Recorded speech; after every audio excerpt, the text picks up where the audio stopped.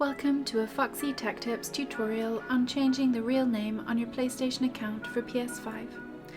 If you find this video helpful, please consider subscribing to my channel and liking the video. From the dashboard of PS5, move to the top, and then go to the right until you get to Settings and open them.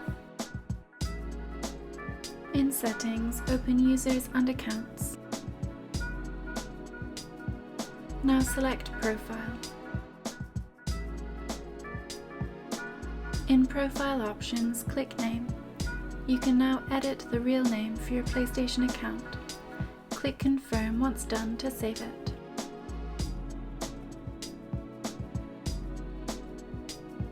Now you have done that, you may be wondering who can actually see your real name. To adjust that, go back to User and Accounts, and then select Privacy. Now select View and customize your privacy controls. The first section here is your real name and profile picture.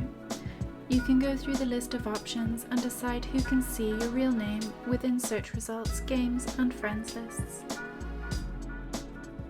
And that draws an end to this tutorial. Please like the video if you found it helpful and subscribe to Foxy Tech Tips for more PS5 tips and tricks.